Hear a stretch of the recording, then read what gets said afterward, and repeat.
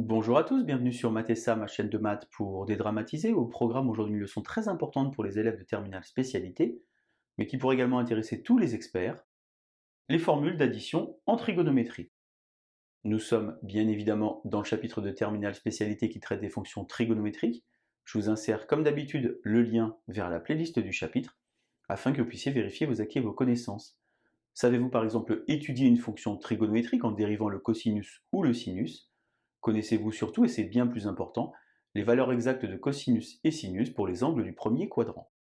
On a donc ici quelque chose de fondamental, le plan est rapporté à un rond, à un repère orthonormal direct, que j'ai appelé OUV et non pas OIJ. Les experts savent dorénavant que le petit i est réservé au nombre imaginaire. L'objectif du jour est donc de déterminer l'expression de cosinus a moins b, et pour cela on va s'appuyer sur une notion fondamentale de la classe de première spécialité, fondamentale mais souvent négligée par les élèves, le produit scalaire. C'est donc tout naturellement que je vous insère également le lien vers la playlist de première sur le produit scalaire, afin de vérifier si vous connaissez par exemple l'expression analytique du produit scalaire, ou encore l'expression géométrique. Je vous ai donc inséré sur la partie droite de l'image une petite illustration. On a donc un cercle trigonométrique, un cercle de centre O et de rayon 1, sur lequel il y a deux points qui sont placés, le point A et le point B. Vous savez, puisque c'est un cercle trigonométrique, que la longueur OA vaut 1 et que la longueur OB vaut 1. Et ainsi, les coordonnées du point A sont données par cos petit a et sin petit a, et les coordonnées du point B sont données par cos petit b et sin petit b. Pour calculer les coordonnées d'un vecteur, j'effectue donc extrémité moins origine, mais puisque O est justement l'origine du repère, eh bien ces coordonnées sont nulles, et ainsi le vecteur OA a comme coordonnées cos A, sin A, et le vecteur OB, cos B, sin B. J'utilise alors l'expression analytique du produit scalaire pour deux vecteurs de coordonnées xy et x'y'. Eh bien le produit scalaire, qui est un nombre, est donné par xx' plus yy'. Et puisque mes deux vecteurs sont bien écrits en colonne les uns sous les autres, je vais avoir cos A, cos B, plus sin A, sin B. On peut rajouter des parenthèses, mais ce n'est pas indispensable. Concernant l'expression géométrique, celle qui met en jeu un cosinus avec un angle, eh bien c'est norme du premier vecteur, norme du second vecteur fois cosinus de l'angle formé par les deux vecteurs. Ici j'ai donc norme de OA fois norme de OB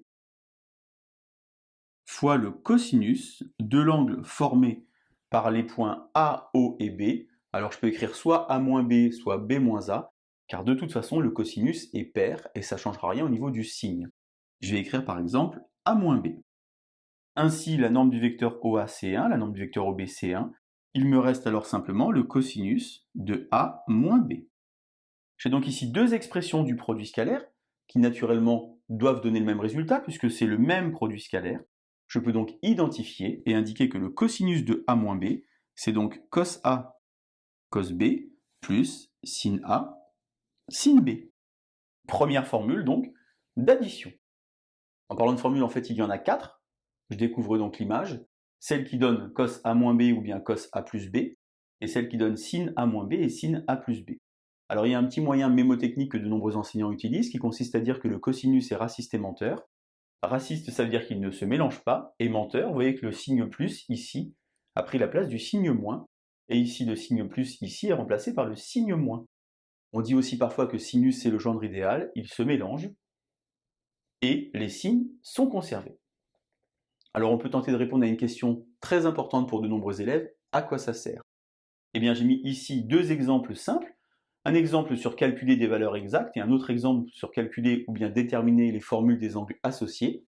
Si vous vous sentez suffisamment à l'aise, eh bien mettez la vidéo en pause, tentez de compléter les deux notions qui sont ici, et on se retrouve évidemment juste après pour la correction.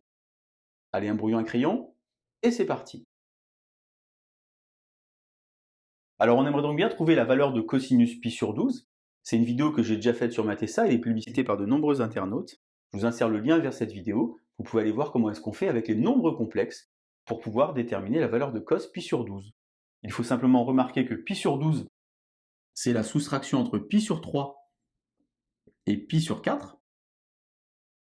Ainsi cos pi sur 12, qui fait donc cos pi sur 3 moins pi sur 4, va donc permettre en fait d'être déterminé à l'aide de ceci.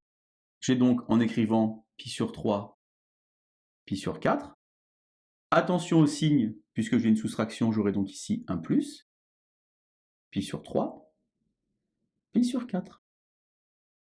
Cos pi sur 3, c'est une valeur que je suis censé connaître. J'ai appris ça en classe de première spécialité. Je vous insère le lien vers la vidéo sur les valeurs exactes si vous voulez réviser. Cos pi sur 3, ça fait donc 1 demi. Cos pi sur 4, racine de 2 sur 2.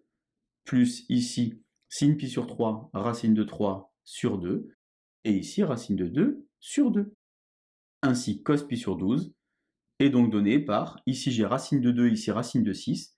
Racine de 6 plus racine de 2 sur 4, valeur exacte à connaître. Deuxième notion très importante également, les angles associés. Je vous insère le lien vers la vidéo de la classe de première spécialité si vous ne connaissez pas encore les formules des angles associés. Par exemple, cos pi sur 2 moins x, ou bien sin pi plus x, ou encore sinus de moins x. Alors, cos pi sur 2 moins x, eh bien j'applique de nouveau ma formule là-haut. Ça fait donc cos pi sur 2 cos x. Attention, le petit moins n'est pas compris dans le x, puisqu'en fait c'est le moins de la soustraction qui est ici. Moins ici, sinus pi sur 2, et ici, sinus x. Mais je me suis dit à l'instant, c'est bizarre, j'ai dit que le cosinus était raciste et menteur. Là j'ai moins, et là j'ai moins. Naturellement, ne vous trompez pas, moins va donc donner plus. Ici, j'ai un petit plus. Je vais donc avoir cos pi sur 2, ça fait 0, fois cos x, ça disparaît. Sin pi sur 2, ça fait 1, fois sinus x, et j'obtiens donc la première formule des angles associés. Cos pi sur 2 moins x égale sinus x. C'est une formule qui permet de croiser les lignes trigonométriques en restant dans le premier quadrant. Je peux par exemple faire sinus pi plus x. Alors cette fois-ci, attention, on ne se trompe pas, c'est ici. Ça fait donc sinus pi cosinus x plus sinus x cosinus pi. Sinus pi, ça vaut 0. 0 fois cos x, ça fait 0. Cosinus pi, ça fait moins 1. J'ai donc ici moins sinus x. Autre formule des angles associés, c'est finalement la formule qui est liée à la symétrie centrale.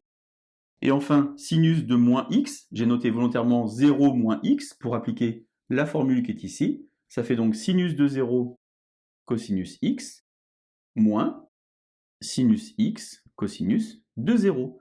Sinus 0, ça fait 0. Sinus x est conservé, cos 0, ça fait 1, et j'obtiens donc moins sinus x.